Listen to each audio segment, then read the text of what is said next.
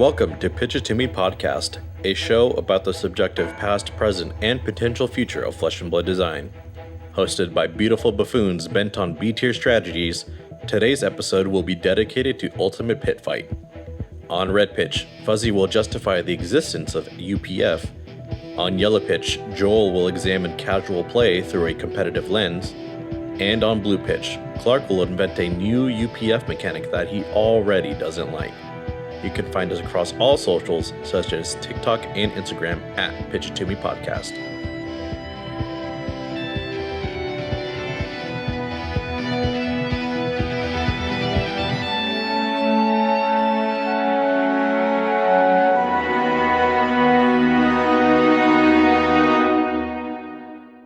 I'm Clark.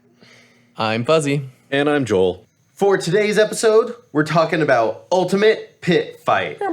Not Ultra Pit Fight, like what Fuzzy used to call it, but Ultimate Pit Fight. I'm a changed man. Yes, he is. So, Ultimate Pit Fight is the Flesh and Blood format for the people who have friends. Instead of just enemies, like most Flesh and Blood players. Like Joel. When you walk into a crowded tournament and you look at all these obstacles. These loot bags. These Elo backpacks walking around waiting to be harvested. Yeah. It is for fun and politics and all sorts of good stuff. We talked about it a little bit in previous Bright Lights episode, but the new product Around the Table just came out. We're really big fans of it. It's a good product. We've gotten to play quite a few games. Joel, even though I just said how much he only cares about competitive Flesh and Blood, is the one of the three of us who actually bought Round the Table. Wait, you guys haven't bought it? No. Not yet. So I was actually talking to John today, and I was like telling him about this product for the first time. And he was like, why don't we own a copy? That's what I'm saying. I thought you casual freaks would buy it immediately. And I told him, well, Joel bought a copy, so the more people in my friend group that like have it, the less need there is. But like, I guess we could get one if you want. Yeah. Yeah, I was excited about it. Mostly because there's like juicy cards in there that I plan on using for decks that are not pit fight decks. Big brain. Yeah. But yeah, I think it's a really interesting product. And I played probably 3 minutes of it before pre-release, but I think it's cool. No, yeah, it's a great product and it got our gears turning about Ultimate Pit Fight. I'm sure that we're going to talk about the format again in the future. There's just so much ripe design conversation to be had there, but this is definitely going to be the start of us talking about Ultimate Pit Fight and what we like about it. Mm-hmm. And to talk about other news that's happened in Flesh and Blood recently, I learned today that the Pro Tour for this cycle in March is going to be in Los Angeles. That's our place, guys. We're from LA. Well, kind of. SoCal, yeah. We're the greater LA area, you know? We are in LA Council. County. Yeah. County. So I'm so hyped that there's a Pro Tour in my backyard. Last time there was a Pro Tour, I flew across the country just to go to one, and it was a hype experience that was worth like every like dollar every hour I spent getting there. I was held up for actually like 12 hours on the way back, and still it was worth it, you know? You guys also came back sick, didn't you? Uh-huh. It was a rough trip, but it was still amazing. And the fact that I don't have to go through all of that, I can be right in my backyard at LA. I get to go to a Pro Tour. I'm so excited. Are you guys going to be there? Yeah, I love going 4-4 at a Pro Quest that I paid $40 to go to. Is it going to ruin your day? Probably. I'll definitely be there. I'll probably play at least a bunch of the side events and stuff. Mm-hmm. Like, Pro Tours are really fun events to be at. It's like a mini convention. Not even really mini. It takes place over like 3 days. And there's so much to do, no matter what type of thing you like doing in Flesh and Blood. We as a podcast made a whole point of going together, and we made t-shirts for our trip to Nationals. Mm-hmm. And it was so fun. I'm imagining we're going to do something like that again this year, right, boys? Oh, yeah. Maybe buttons, stickers, handkerchiefs. Embossed handkerchiefs, yeah. I probably won't be able to make it out. Not only have I been unemployed for quite a few months, but also I don't even have a CC deck right now. Like, yet. You got 5 months to figure it out. Nope. I guess if something would happen within 5 months. That green-haired idiot isn't going to be in the format, most likely. True. Yeah, the moment that Lexi is out, it's definitely gonna help me out with figuring out where I land in the meta. There's going to be a whole new set since then, the heavy hitters. Maybe you'll find like a heavy hitters hero that you like and put that together. Yeah, who knows? Or you just want to go and play sealed and draft. Like, it's so close that you don't even have to like do anything to really commit to it. We're doing whatever Team Sealed event they have. Oh, yeah. Oh, 100%. No, we're doing heavy hitters team sealed. We almost won the last one. Yeah, dude. We were so close. We were so close. I'm still so upset at that game. So I think we've spent long enough introducing everything as we move into our red pitch with Fuzzy. What do you have for us? All right, so let's talk a bit about what Ultimate Pit Fight is. For people who haven't heard of it, Ultimate Pit Fight is the multiplayer format in Flesh and Blood. Have you guys like played much Ultimate Pit Fight before like this week? I have played a total of 3 games. I have. When my local game store wasn't running events very consistently, we'd get there and, some of us would arrive late. So we'd be like, okay, well, we'll just play Ultimate Pit Fight because it's just Blitz, but with the 4 people that showed up, So I actually have quite a bit of experience with it. It's a lot of fun. That makes sense. But do you guys feel like a lot of people play multiplayer Flesh and Blood? No. I'm sure a lot of people don't even acknowledge its existence. And I like how you said that like it's a way for you to just use your Blitz decks to kill time, Like it has almost the same deck construction rules as Blitz. It's a little different because if you actually make a dedicated Ultimate Pit Fight deck, you're going to have like different mechanics in your deck that you're allowed to have. Like Blitz is a very fast format, and from what I've been able to feel out, UPF is not as fast, Yeah. You have a few more turns, a little bit more leeway, but also that can change and we can go over the rules in a second later, but it being a multiplayer format, I think puts it as a little bit of a black sheep in Flesh and Blood, where the game's not quite super big right now, so these fringe formats that aren't Blitz or CC, even Blitz to an extent, doesn't feel like it's the real game so much as Classic Constructed. The other multiplayer format is Team Sealed, where it's like, yeah, you get to make a team and then play a series of 1v1 games against other players that your team doesn't really get to influence too much. Well, there is also Team Constructed, like Team CC, Team Blitz. Is that the same thing where you play a series of 1v1 games? Yes. Then is it really multiplayer? Yeah, I see your point. A lot of Flesh and Blood is not meant to be a multiplayer game. So Ultimate Pit Fight gets a little shaky there, where it's sort of a dark horse. And that can give it its own like intrigue and interesting ways of creating decks. You get to see things there that work that don't work otherwise. Like, I think one of my early interactions with the format at all was clicking on like a Red Zone Rogue video, and he and 3 other content creators like had their little random decks that they came together, and the whole point was to build jank. And I was like, okay, what jank decks do we have? And one of them was like Moonwish, Sunkiss, Briar. And that just became Fuzzy's whole ass personality. He downloaded that into his brain immediately. Like, it was cool, and it was something that, because it's not competitively viable, it's something that can be played in multiplayer. Because in multiplayer formats, you naturally have balance, where the worst deck is sometimes the one that wins anyway, because people all have their eyes laser focused on the good decks, and that's who you got to take out first, right? So for those who aren't familiar with Ultimate Pit Fight, it's typically played in a 4-man pod, not always, but usually, and you can only attack the players to your left and right. You can't attack the player across from you unless you have an effect that says any target opposing hero, which there are cards in Round the Table, which was released recently. That's another reason why we're talking about Ultimate Pit Fight today, is we had a pre-con product, Round the Table, that was released for this format, which also might be how you guys have first heard of Ultimate Pit Fight. And when a player is knocked out, then it becomes 3-man free-for-all, and another player is knocked out, it's a 2-man free-for-all, so it's very bloody.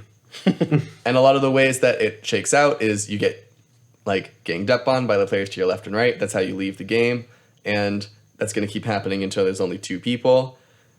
And it's all about who you want to take to the top. It can definitely be like a game of politics if you've played other multiplayer games before, where you can make deals with players in order to help get your seat to the end.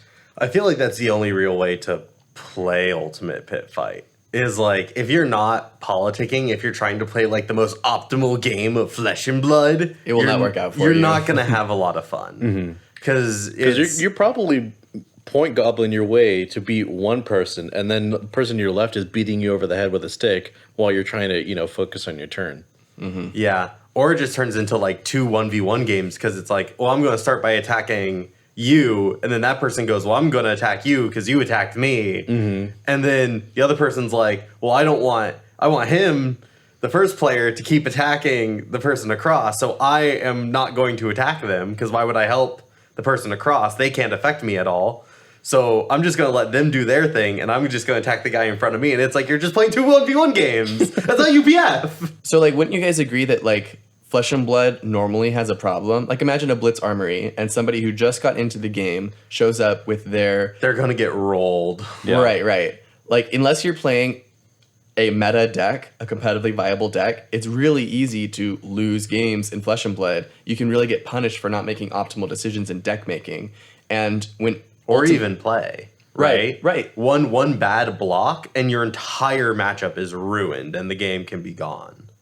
But things matter like so much less in Ultimate Pit Fight, those same decisions. And for that, Ultimate Pit Fight has a lot of potential to be a beginner-friendly game, where if you want to introduce someone to Flesh and Blood, Ultimate Pit Fight might be the best way to do that. Yeah, not only that, like, because with 4-player games, there's often a lot more communication, which in a 1v1, there's usually none. Because the only person you're talking to is the person you're trying to beat, right? Mm-hmm. Whereas, like, if you're sitting across from me, Fuzzy, and I'm like, hey, I'm getting my shit kicked in by Clark. Can you leave me alone for a second? Or, like, if I'm like, wait, how does this work? And I want to, like, kill Clark with it.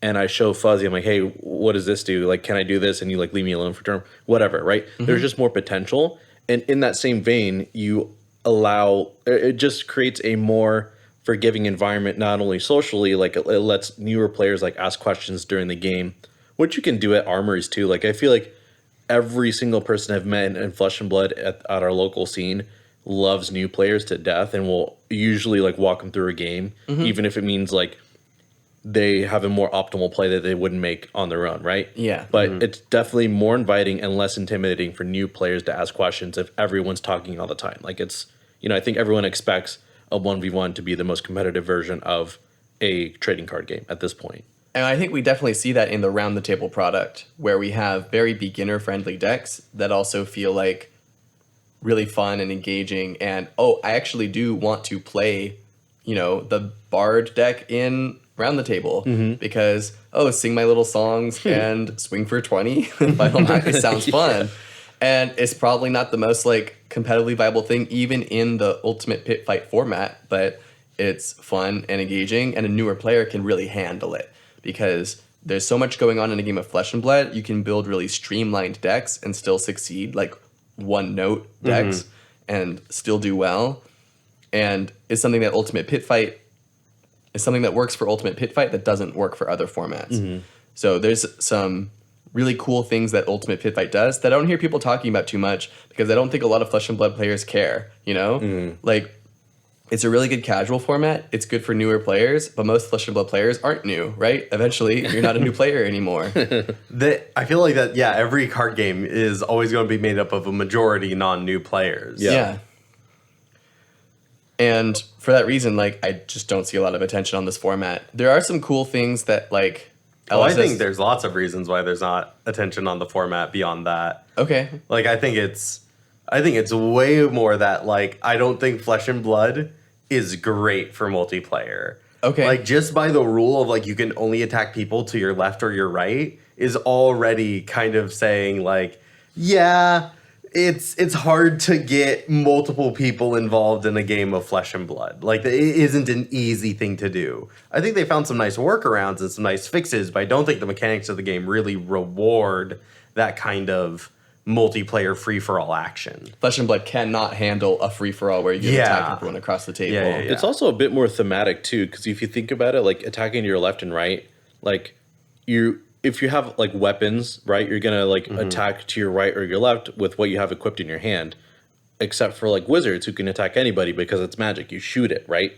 So it just makes a little bit more sense that way. Except when I was playing Kano like a half hour ago, and you guys kept telling me I could attack anyone at the table, and then we looked it up, and I'm like, actually, basically none of my cards can actually do that. According to the actual rules, like I can attack And only the left and but right. there's a different way of deck building that comes into play because Kano has a lot of cards that say, I think it's like Forked Lightning that says each hero or target hero, whatever, Okay. where you can attack multiple people or the entire board all at once, Okay. which you didn't have because it's a blitz deck. That's true. Right. I was not running a Ultimate Pit Fight dedicated Right.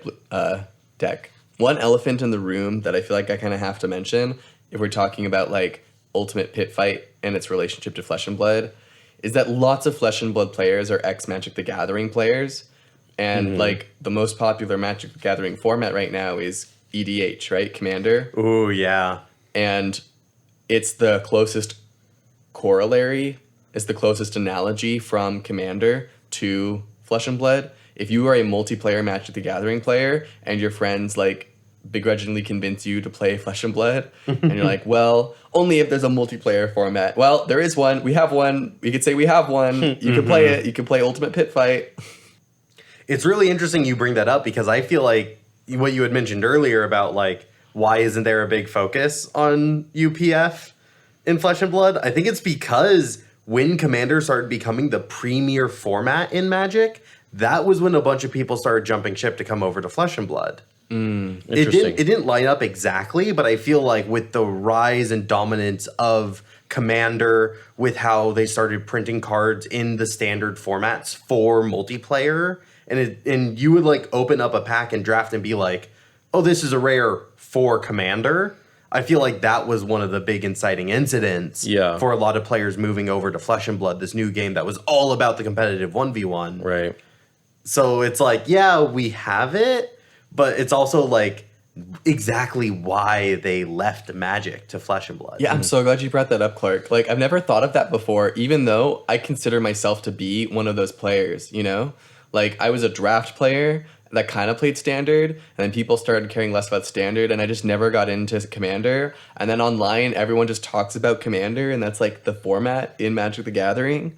Like, it started to become more and more the default. I would go up to random people who, like, I was just trying to getting to know, making small talk, and I realized that we have something in common. It's Magic the Gathering. And they're like, oh, but I only play Commander. I only play EDH. I'm like, oh, well, that dramatically decreases the chances of us actually playing Magic the Gathering together because I don't care about Commander.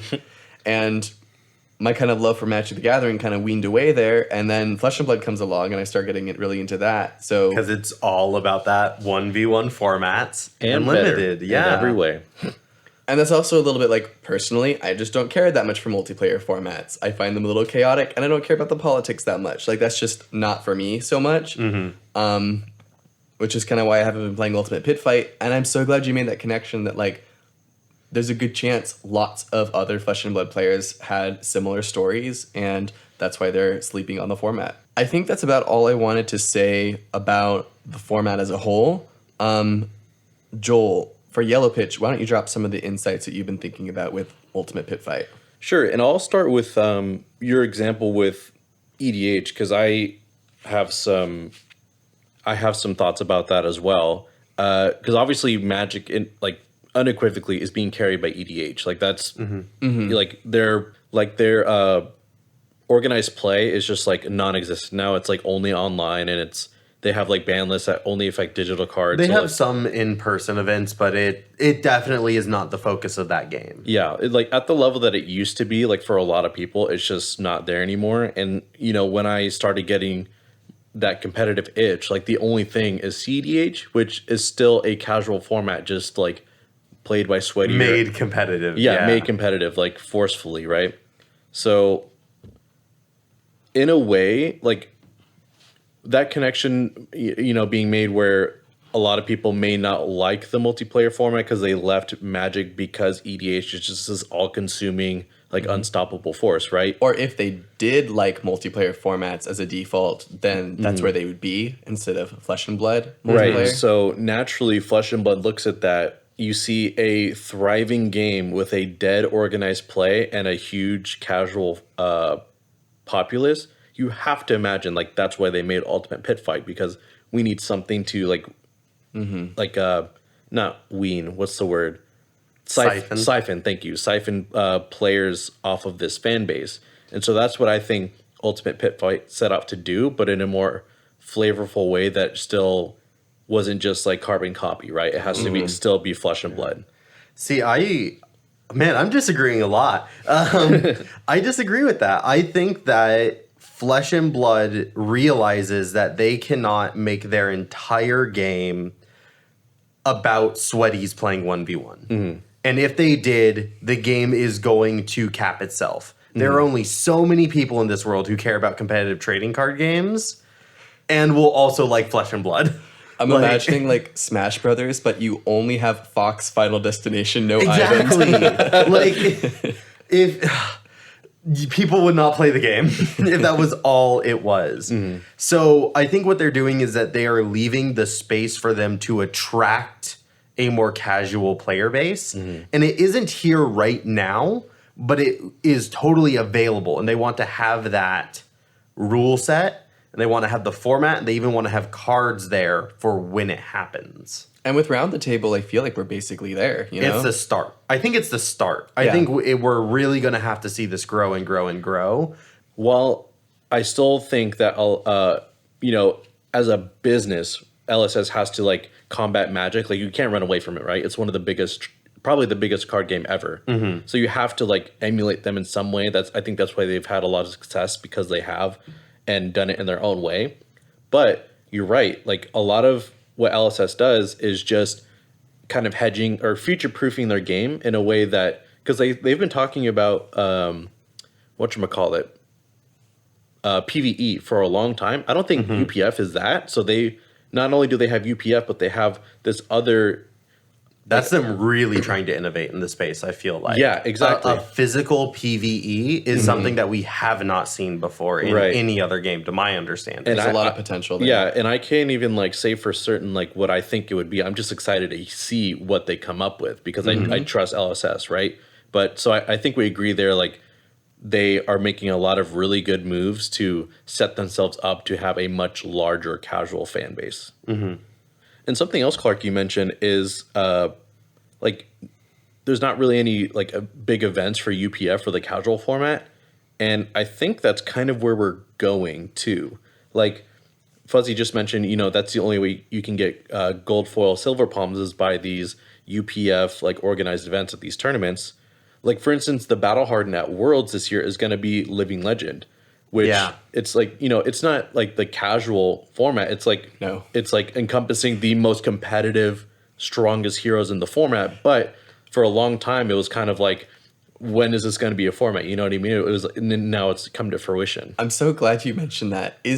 I know this is a total different topic, but the idea of Living Legend right now, just to do like a vibe check, is it feels like it is a competitive format, but not a serious one. And I haven't been keeping up with a lot of the hype lately. We just had a really cool local Living Legend tournament that I have not had a lot of my eyes on. I have not spent a lot of time watching it. Mea culpa. But I kind of avoided it a little bit because I was like, I can't play the spaghetti fest that that competition is going to be. Yeah. Any format that like doesn't have a ban list, I feel like is automatically just a little bit like, you're not trying. You're not worried about this right now. You're just maybe like, I'll get there, but it doesn't feel very serious right now. Yeah, but it's still telling that like Living Legends has moved up so quickly into people talking about like, oh, this is the new way of playing Flesh and Blood, when like UPF still feels like the weird stepchild sleeping by the hearth. Right. Right. And so one thing that I've like really been like focusing on since Round the Table came out was the first playable bard, and Fuzzy and I have been at, I don't want to say war. What'd you say, Joel? You better watch it. We've been having intense friendship about it. About whether this is truly the first quote unquote playable bard. And in my opinion, like as a whole, like Merchant and Bard have been relatively unexplored because they've only ever existed as UPF heroes, and where I think they should be expanded to like Blitz and CC heroes, because Bard and I still struggle to see how Merchant can be a CC hero, but I think pigeonholing it, or potentially pigeonholing it, I should say, in a UPF only or as a meme hero is a little damning. So one thing with UPF or with around the table that I really like is, the introduction of this melody, like this like combo deck centered around songs and like this like group hug, but I'm gonna kill you later if you let me stick around, right? Yeah, she's definitely the most fleshed out bard that we've seen so far. I think it's really hype how we get to see this melody hero that actually has like bard class cards to go in her deck, and we kind of see how a bard game plan might play out, and that's super cool. I'm super excited for it. And I totally share your hype about wanting to play bard or merchant or shapeshifter like in Classic Constructed, and how hype that would be. No idea how it would play out. Yeah, it would definitely have to be like different heroes, because if I'm playing songs for one other person, I get like, 1 copper and they get like a quicken token or a life or whatever. It's not going to work out. So it has to be a different design, right? But where they took the bard design so far, I think it fits really nicely into UPF, maybe into what's it called? PvE whenever we get that. So kind of got lost in the sauce there. Yeah, you guys started being nice to each other, and that's not what this whole side. You guys have like, okay, context, listeners. Last episode, we cut out about 20 minutes of us arguing because Joel came out the gates with a hot take, flaming hot, fucking ghost pepper flambe take about how he's like, Yorick isn't a real flesh and blood hero. And Fuzzy was all like, you said what, bitch? Joel used the word waste, and that's what got me. I do think it is a waste. I think, yeah, let's incite some fight here. And I was like, I'm going to play the nice guy. I'm going to be in the middle mediating this fight. Way too fucking nice. Guys, this is a podcast. We're a goddamn I click entertainment on the button when I upload to YouTube. Fucking fight. I will say I still hold the opinion that like these promo heroes, like only UPF legal heroes, like Yorick, Shiana, not really the merchants, but also the merchants. I mean, definitely Genus. Genus what you need, right? Like him more so than Cavadane. Yeah. I wish they weren't printed, because now it like sets the tone that these are going to be like the meme heroes, or the heroes that you can only play in this specific format. See, I feel like the opportunity cost for printing those cards is so low. Like, I don't know if they have a rule where they're only allowed to print so many heroes or whatever, and if that rule includes things like Gennis and Cavdane and Yorick and Taylor and all these heroes that you've probably never heard about. Oh, yeah, Taylor, exactly. Yeah, no one's ever heard of it, because no one, like, the cosplay population is so small compared to the people who want to play Flesh and Blood, right? But these heroes exist, and they're unique and special, and I really think it's cool that LSS has given these as promos to select participators in community events, and it's a really awesome way to show their appreciation, I think, that they have a unique card just for them.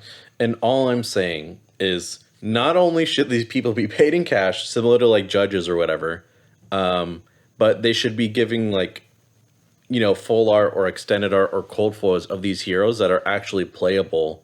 So it's not just like you have this card that you can't use ever unless it's UPF. With the rise of UPF, maybe it's like in more organized play, like it's in side events, whatever. Maybe not a main event per se, but maybe there's like more opportunities to play these cards. But ultimately, I'm like, that would feel like a slap in the face to me, to be quite honest with you. I just feel like that would have its own problems then. If you're designing a hero that's only to be given out for a select community that has to participate in a specific way at in-person events, and it's for a competitively viable format, you either have to design a trash hero that's like strictly worse than others so that there's not like insane demand for it, or you like have the disaster where there's a competitively viable hero that no one can actually get but is winning tournaments, and in a competitive game you want to be able to play the most competitive heroes. It's the argument of viability versus exclusivity. You can't have a very viable exclusive hero, because then people are locked out of being able to play it.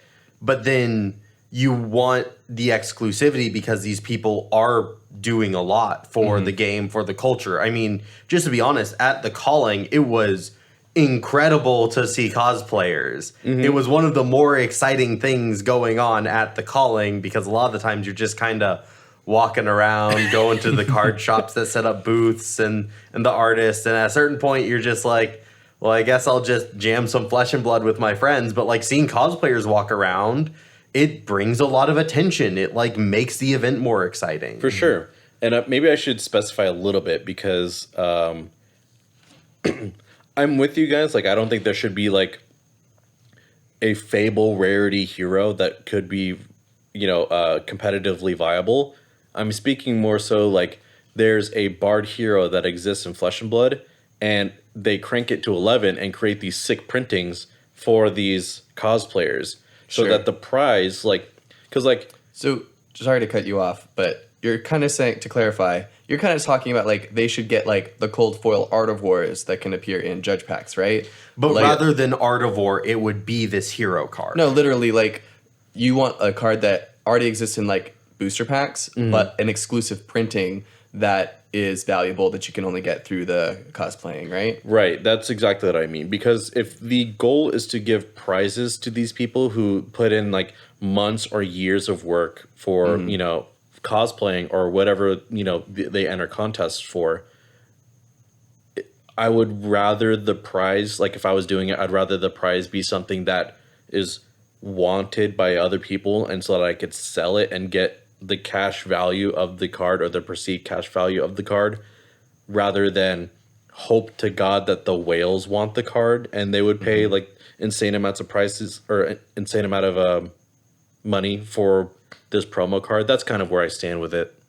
I don't think they're being given enough. Whereas judges, like, they make bad calls. They let UK players not play with blank text pummels, and they get cold foils. No offense to judges, of course. It's just me being an idiot, but And I think I agree with the premise that like cosplayers are awesome, and but I don't know what the norm is for cosplayers. So like the fact that LSS is giving things out to cosplayers, it all seems kind of cool to me. Maybe I think how exclusive it is also really cool. Like, I love that the mechanics are really built around what they are doing, right? Like, I think that's really cool. And I don't think I would want that to be competitively viable, because then, okay, now I need to become a cosplayer to get it? Like, that's not going to work. yeah. We're trying to get people to play Flesh and Blood, not get people to cosplay so that they can play Flesh and Blood. You know what? That's fair. But I guess like the middle ground being presented here is like they should print a Bard hero for Blitz and CC that is competitively viable. And that would be amazing. And then give full art, cold foil, Marvel, deck the hell out, very rare, only 100 ever printed, given out only for cosplay events. Yeah. Like giant copies. Yeah. Listeners, I'm holding my hands up about 6 times the size of a normal Flesh and Blood card. I would disagree with that, because then they couldn't actually play with it. They can't set that on. You can't set that on a table and play in like a calling. There's not enough space for the rest of your shit. You just kind of hold it up, put it in your opponent's face, and say, "This is what I'm playing." No, because you want to know what they do with or you get one of those like easels and you just like stand it up behind you, and and you just like point. I'm gonna activate this ability, and then you pay the resource on your table. That'd be amazing. And then the other player goes, I can't properly interact with this. Get a basic token. But you still have it behind you on the easel, menacingly. Until it gets in the way of judges moving around. Then they're like, hey, can you take this down because you're in the middle of the 2 rows rather than the outside? It's a dumb idea. Flesh and Blood could handle it. Okay, it wouldn't be like 6 times the size, but it would be like just a larger card. I think that'd be cool. That's all I'm saying. Commanders can't even deal with a slightly larger version of their commander and deal with the board state. Like, it's not going to work. Or they could get like, because what I've seen with people do with the like oversized commander cards, they turn them into notebooks. Like they take the thing and they put it over like You're right. Let me take my $500 card. Let me just shit on all of your guys' ideas. That's what this has become. Yeah. We're going to keep coming up with them as long as you keep shitting on them. How long do you want to stay here in yellow pitch, Clark? Fuzzy, I can and I will. Yeah, maybe we should go to Blue Pitch. I'm excited to hear about this new mechanic that you already don't like, Clark. Don't worry, it's shit. Okay. So for Blue Pitch, I had the idea of I want to design a new UPF mechanic. Because I kind of mentioned it in Fuzzy's Red Pitch. I don't think Flesh and Blood is well set up for multiplayer formats. It is designed for 1v1. I think the way that equipment works, I think the way that drawing your cards work, I think the lack of a board presence, all of it just promotes 1v1 play instead of multiplayer. And so I wanted to design a nice multiplayer mechanic that we can see on future cards, bring a little bit more attention, maybe see it in the next round the table or whatever they're going to call the product. Like, that's what I wanted to do. And I came up with one. And then I played a game not too long ago, and I went, never mind, this idea is fucking shit. Because the only UPF games I had played was Round the Table, where they were designed for each other to do kind of the same things and like work off of what the other decks were doing. The moment that you just bring a random Blitz hero into UPF, you're fucked. It got kind of ugly. We sat down and we brought Han over, and he was playing like this cool Prism deck that he just put together for tonight. And then my boyfriend John was playing Dromai, another illusionist, right? And I had already kind of decided that I was just going to play my Kano Blitz deck because I didn't have time to put something together. So I walk up to this table and I'm like, Kano and 2 illusionists? I'm screwed. I pull out my Levia deck and I'm like, Levia doesn't even, I have so many non-blocks in this build of Levia. What the fuck am I going to do? And like the amount of emotion Clark has right now as he's telling the story was basically the same amount that he had when we were playing. Oh, I was first out. I don't know what to say. But yeah, no, just thinking about, the mechanic just doesn't quite work with every single deck. So let's get into this mechanic and you guys can see what I'm talking about here.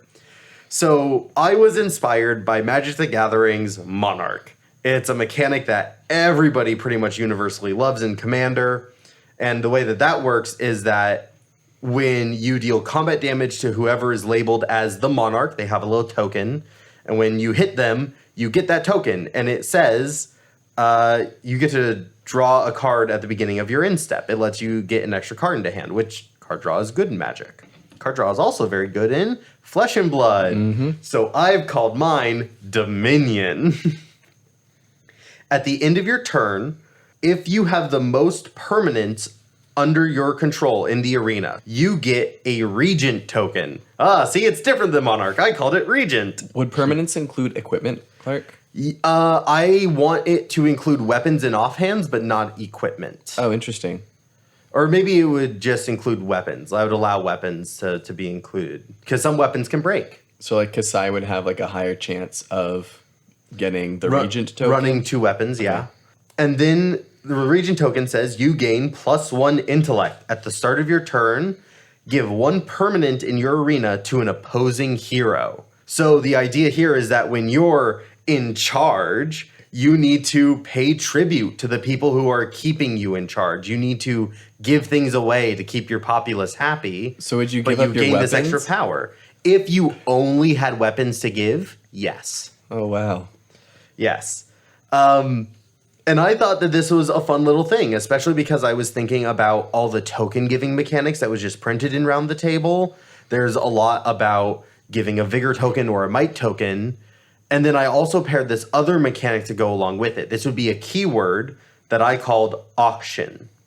Auction says, select a permanent in your arena and place it up for auction. Each player, starting on your left, may offer any amount of permanents in their arena to trade for the one that you have put up for auction. Once every player has made their final bid, the auction is closed and the deciding player gets to make the trade. So what's great about the wording I've kind of chosen, it's a rough draft wording, but it allows you to offer any amount of permanents, which means you can offer none, but then say, hey, I'm not going to attack you next turn, right? You get to make other favors, other deals.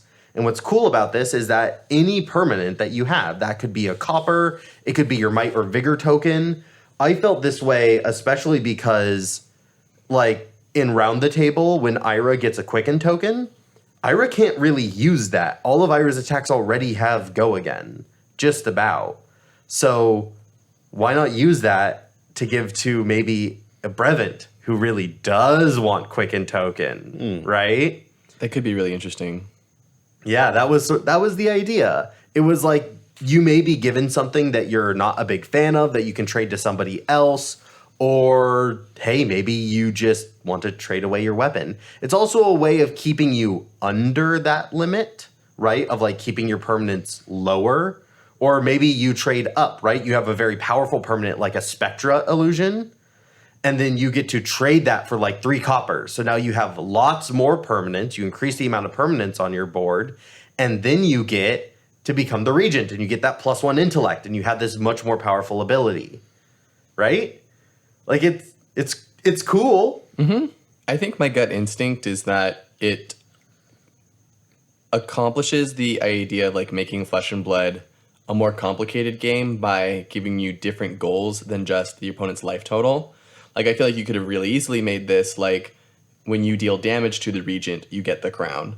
Mm-hmm. And then because you know everybody's going to be attacking you, you could give them +2 intellect because you're basically going to have to block with your entire hand anyway to keep it up.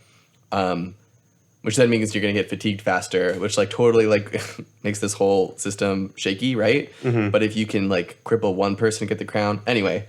But you decided to put it on permanence as a focus, which is something that could totally be explored by actually like a larger amount of heroes than you might think.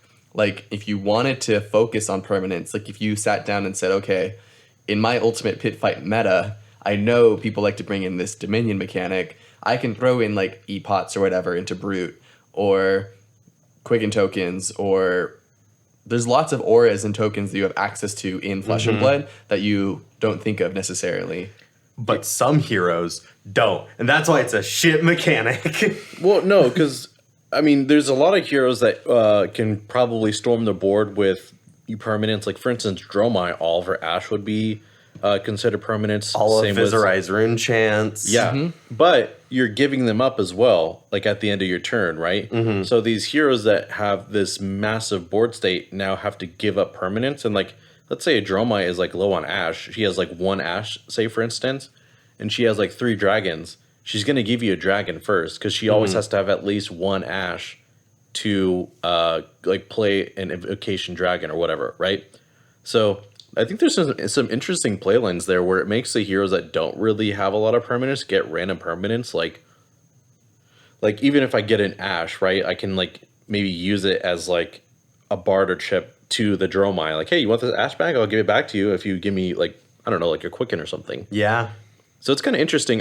I'm actually wondering if this would be like an interesting like supplement to UPF. Like EDH has the probably the bane of my existence, Plane Chase. It's the stupidest thing I've ever seen in my life. I hate it so much. But this kind of mechanic is like small enough, but makes it more interesting. That would make it like really fun to play with at, you know, side events at like Worlds or something, right? Like if you know, at the beginning of a game, like the ref, if the judge lays down like 4 cards face down and like everyone like votes on which one to pick.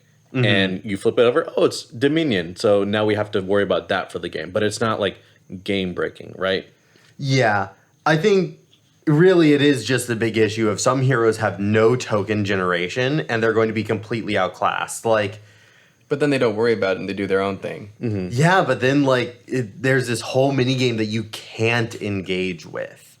Right? I think that's really the biggest issue. Well, is people not being able, like the whole reason of why I designed this was more interaction with everyone at the table outside of just the combat chain was really what I was trying to aim for. I mean, you could even like hedge against that too, because like you already have it in Dominion where you have to give, a region token where you have to give away a permanent. And you could even say auction, like if you control 5 or more permanents, you have to auction something off, right? And that way you make it so that the heroes that are just storming the board with permanents don't get to keep them all. Mostly Bard, because Bard creates 3 off of a single song. And if they pair that with 1 other blue, which is a 2-card hand, they get 4 coppers. That is just so easy for them to run away with the Regent token and never really lose it. Unless you like roll a 6 on an ARG smash, right? Sure. That's really the only way, or until they decide to get rid of all their coppers. But you could also just focus them out, right? Yeah. Because the Bard can only play like 1 song, and she wants to keep a full hand to break all of our coppers, right? She only needs to keep 2 cards to make 4 coppers every single turn. Until she has her final turn, yeah. Yeah. So, like, it is really easy. I think, and then it becomes a fatigue thing, and then I think it needs a lot more work. And that's why I don't like it, because I like showing up with super polished designs, and it's not polished. I actually like that it's not polished because it gets my gears going about, like, it takes this mechanic and gives the opportunity to be, like, a more interesting, like, casual way to interact with the game, or maybe make it more, like, strategic and interactive, right? There's a few ways to look at it, and so I kind of like that it's not polished. Harumph. There was one last idea that I had while I was thinking about this and creating this idea. Okay. I was also hoping that the Regent would make you royal. I didn't write that down, but it was a thought because I wanted this to be kind of setting up for, like, the next round the table set in Volcor, where people are fighting for the throne. So way back into the deep recesses of the lore of Pitch It To Me podcast, Fuzzy designed a demi-hero card where what was it? It was like... It was either Phi or Dromai could run it. It was a Phi or Dromai specialization. And the demi-hero had 2 sides, where one side is like a Phi and the other side is like a Dromai. Yeah. And so I was thinking sort of the same thematic idea, right? There's now no one on the throne of Volcor. They need to replace that position, so there's a mad scramble for the throne. Oh, yeah. And whoever has the most, wealth, opulence, power in their arena is the one who gets the position. But, we've seen Volcar be inspired by, like, China and Japan. So I was thinking also, like, the Warring era, right? The Warring States era in China, where there was just lots of exchanging of who was on the throne and who was in charge. So it's the 4 people vying for power, one of whom I wanted to be a playable merchant. Ooh, okay. I wanted them to be a merchant of death who is all about spending their wealth to buy mercenaries and then use that to attack other people. Allies? Not quite allies. I wanted it to actually be taking attacks out of your opponent's graveyards. Oh, interesting. Because that's who mercenaries were. Do you want to know who mercenaries and bandits were historically? Army deserters. People who had fought in wars, had all this training and equipment, and then just fucked off. Those were who the bandits and mercenaries were. And so taking the attacks from other people's graveyard to use them against them, that does sound pretty badass. I thought that would be really, really cool. Or even like a big finisher where it's just like the weight of the bank. Or I had this card idea where it's like, where they strike out somebody's name with red ink and it's like the quill is mightier than the sword because he can just sign someone's death warrant with a single quill stroke, right? That's cool. And so I wanted to like play off of that idea of like he can create a lot of the merchant can create a lot of resources for themselves and then use those resources to do things, spend their inordinate wealth to buy power and kill their enemies.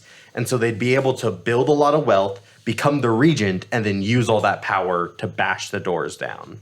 Yeah, unpolished my ass. That sounds pretty fucking cool. It's a cool idea, but it's not quite there yet. Are you lining us up for a sequel episode? Maybe. I would actually love it if we did an episode where we like designed around the table. Sure. That would be really cool. I'm also really excited about revisiting Volcor and like the Dynasty set. Because now that Icelander's going to be gone, like maybe there's like another yin and yang they can revisit in the next Dynasty set. But yeah, that's my unpolished design. Ugh. Yeah, I'm doing air quotes right now. It is. It's not there yet. And I think it is too close to Monarch. Like, I think there is something more interesting. But damn it, Monarch was great. Monarch was pretty dope, not going to lie. I think this is a little too close to Monarch, but I think it is doing what I was hoping it would do. Promote new deck building ideas, lower the power level a little bit, and promote interaction amongst multiple players at the table, not just 2.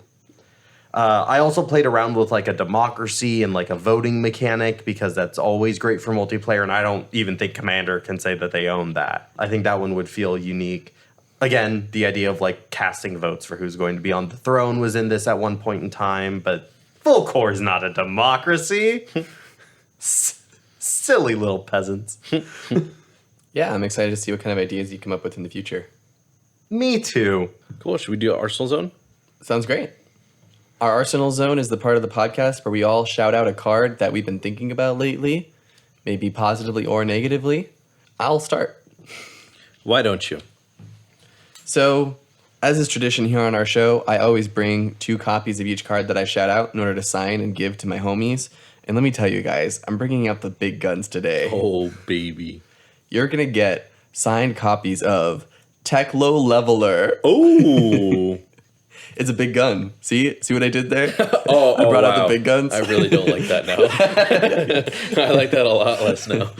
I was like, are these Majestics? Is Fuzzy giving us a money card? I know, right?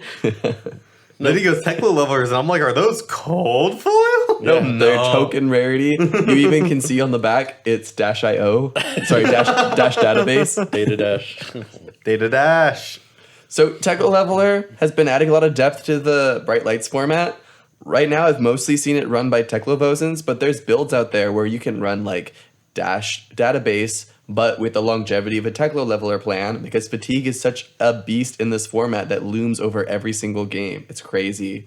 And Teklo Leveler can have spots in max and dash, but I don't think people are exploring that too much quite yet because it's the beginning of the format. But I'm excited to see where things go, where actually Teklo Leveler might just be one of the most solid weapons in the format. Yeah. No, I don't quite think it's going to be there. I think Banksy is actually a little bit too good for like Max not to run. And I think that Symbiosis Shot is also just a little too good to not run. I really like Teklo Leveler using the armor pieces that look like they're from Fallout, like the command center line. Yeah. Because they all interact with the weapon. Like the chest piece makes it cheaper. Yeah. The headpiece lets you draw. The arms let you buff. And I think the legs let you attack more than once. Yeah, exactly. So I think exploring a build like that, like where you just like bam, bam, bam, bam, But even then, like I was thinking about those with Banksy the other day. Mm-hmm. Like Symbiosis Shot does not really need that line. Like if you see a lot of those Evos, but you don't want to run Teklovos in for whatever reason, because you maybe have a lot of cool items and something, you could put together like a dash build where you're running Teklo Leveler along with all these Fake Blade Break 3 Evos. And pump out a bunch of Teklo Leveler lines after you like play really defensively with your mini force fields and you're equipping your Evos and stuff. I feel like there's definitely builds for him out there. Even Max Nitro would have a lot of benefit from being able to play Fatigue when he lands so much damage that you force them to block with other cards and not deal any damage. And then, psych, I actually have a Fatigue plan. I think there's a lot of potential there that is going to be explored in the format. And Teklo Leveler, you're a lot deeper than you look at first glance. So I'll give my signed copies to you and you. Thank you. Joel, did you hear what Fuzzy called the Evo hero in this set? Teklovosin? Yeah, I'm glad we Where weren't did you hear Teklovosin? I'm so glad you didn't brush past that, because I caught that too. I don't know who Teklovosin is. I've only ever heard Teklovosin. Like, actually only ever heard Teklovosin. I heard it from a couple people on podcasts. Okay, people are saying it. And as long as people are saying it. I didn't come up with it, and I think it sounds a lot nicer than Teklovosin. Like, I feel like- Teklovosin is, like, it rolls out the tongue a lot And easier. it sounds infinitely better than Teklovosin. Yes. But even still, I feel like, Fuzzy, you are regularly, in terms of Flesh and Blood cards, pulling out pronunciations that, like, aren't the commonly accepted ones. It's like you're trying to be a hipster for Flesh and Blood pronunciation. You know, I'm shaking my head like it's not true, but like with Teklovosin, I feel like I am using that one to be like the guy who uses the cooler name instead of the normal one. Yeah. But just because I like the way it sounds. I'm not really trying to be pretentious, guys. Trust me. Sure. Joel, you want to go next?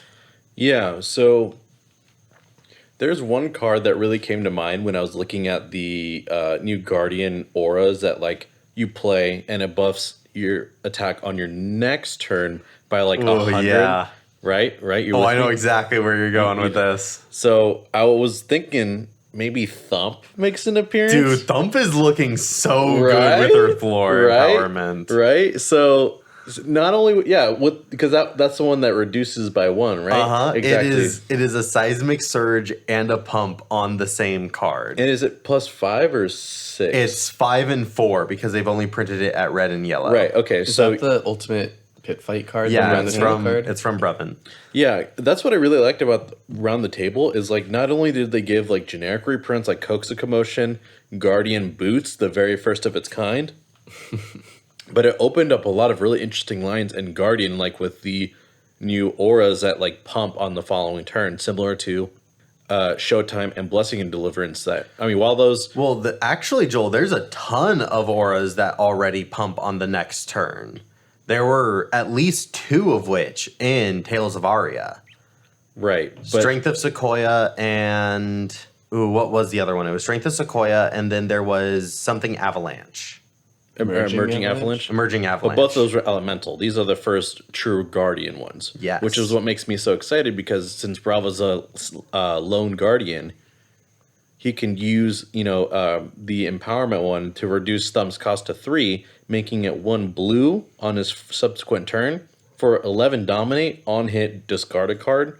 For 1 card, get the fuck out of here. Man. That's pretty good, right? Mm-hmm. So in a meta where you really want to, have disruptive on hits, I think Thump is going to make a pretty... Well, maybe not. I'm not an expert on the meta, but I'm certainly going to be testing with it.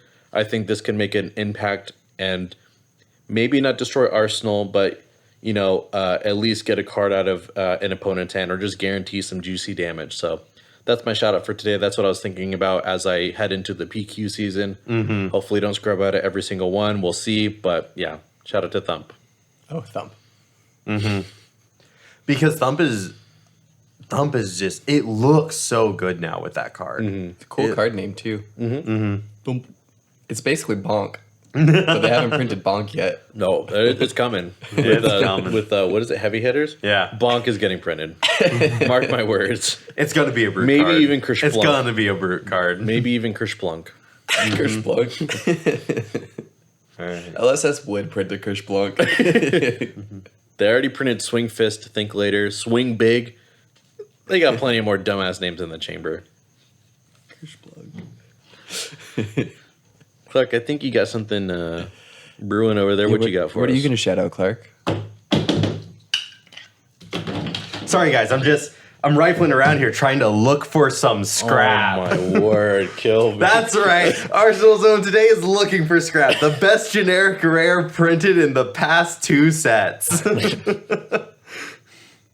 Looking for scrap is a great card. I mean, yeah, the last set didn't even have generic rares. But, so. Shush you. But Clark, it's 1 for 3. How could it No, it's possibly 1 for be good? 4. It's 1 for 4, and you get to banish a 1 power card from your graveyard to give it +1 and go again. I was trying to set you up, but you got it wrong. It's actually 1 for 5. No, it's 1 for 4. It gets +1 when you banish something and go again. Do you guys just want to do Oh, it that is again? 1 for 4. Oh, shit. No, you're right. Yeah. Top shit get corrected. Why did I think it gets +2? Oh, well. So, why is Looking for Scrap an incredible card that you should think about running in your deck?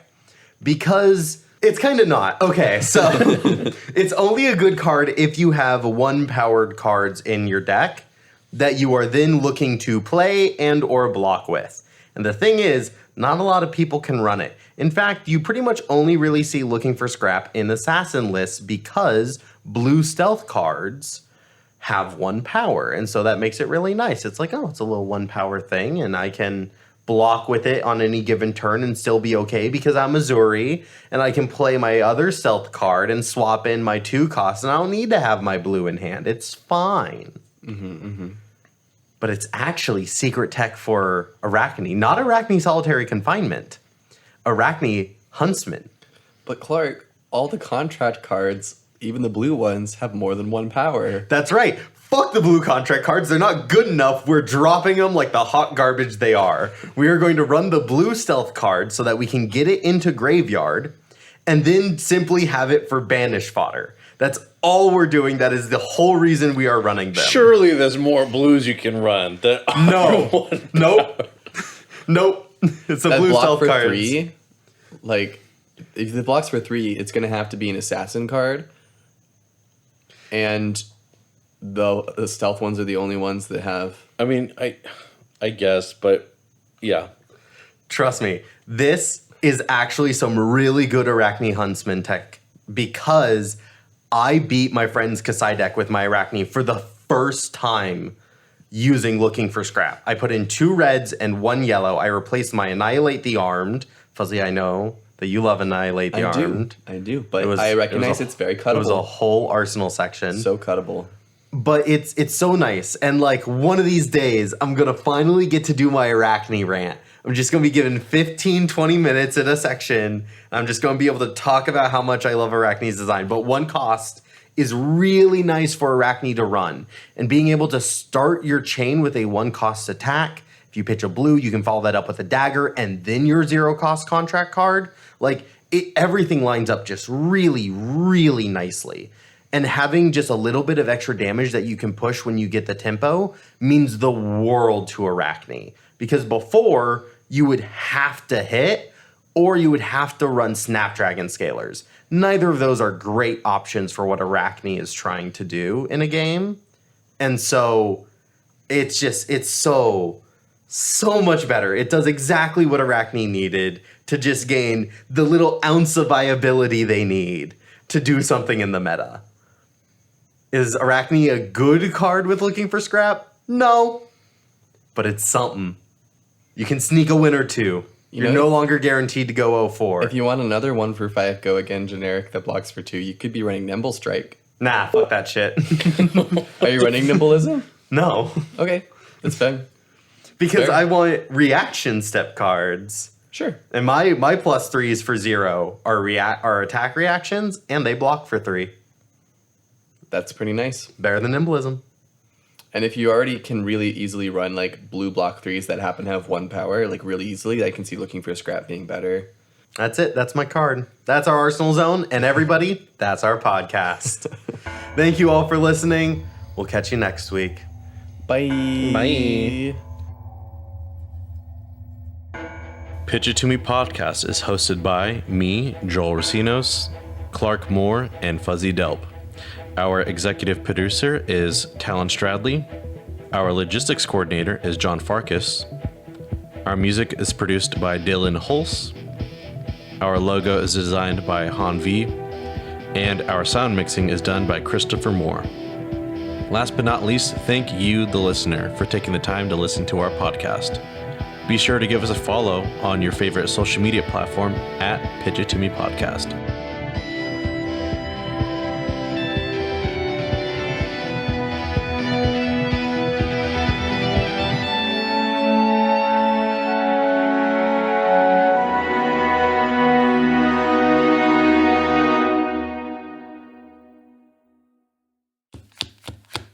Kershplunk sounds like a dookie hitting the toilet though.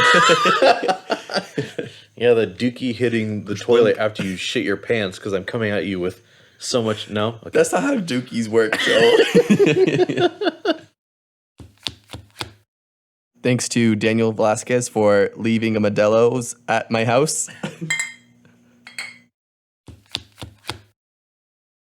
Dude, we've released 16 episodes of this podcast. That's crazy.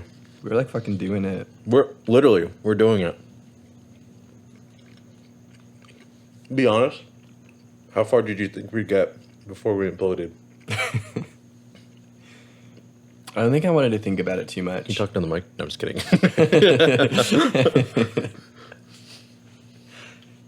Because, like, I figured we'd be doing it for fun instead of, like, for the views. You know, I figured this would be something that the 3 of us do for the 3 of us. Mm-hmm. And I feel like it has developed my character. For sure. I feel so much more confident for, like, any other